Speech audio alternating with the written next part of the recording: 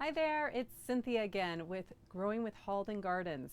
We are talking, what do we do with all of our little seedlings once they have sprouted from indoor planting? These little baby seeds, just a week old, are ready for more room, and we got to make that room. This is a hard thing for people to do, but I promise it will make the plant that you actually plant stronger and better.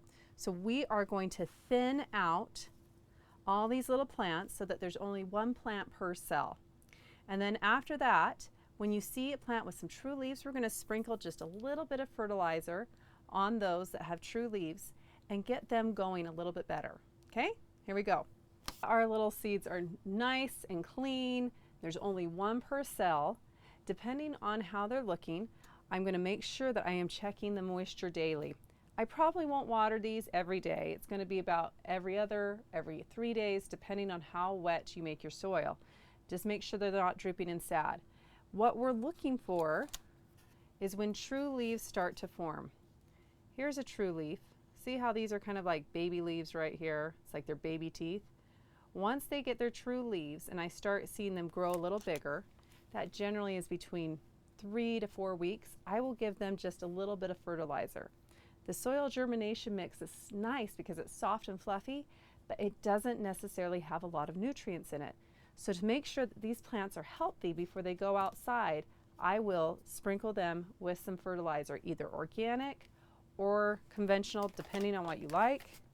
And I'm not going to put very much. You're going to just put just a tiny bit. Remember, they're just small.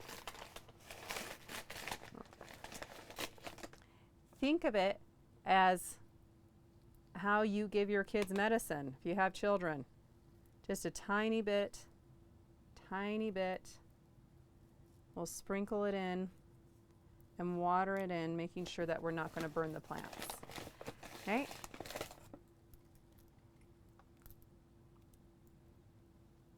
It's always great advice to talk to your plants too. Then they know you love them. I love you. There's one other important thing that we need to note. We've removed them from the heat. We've removed the dome off. We got to make sure we keep it moist. We keep the light on, but we're not going to keep the light on 24/7. We got to make sure that we give these little plants some rest. So you either can put a timer on your plants or on your lights. You can either put a timer on your lights or you can just turn them off, but give your plants at least 4 hours a break of sunlight every day and they will grow stronger. Lights out. Once you've decided it is time to move your plants out from under the lights, you can do that anytime after germination, or you can wait a few weeks because your weather might be bad. When you move them out, you need to make sure you give your plants just a little bit of time to acclimate to the surroundings that they're going to be living in. They've been living in a nice, cozy, mild temperature, light all day, but soft light wherever you're growing inside your house.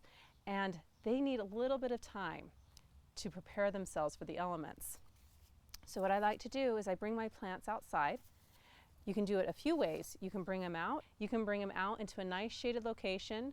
Maybe give them like a few hours every day that they come out for about a week. Get them used to the light. Adjust them to what the elements are going to be. You're going to keep etching them out into the sun. After a couple weeks, a week to 2 weeks, then it's time to plant them.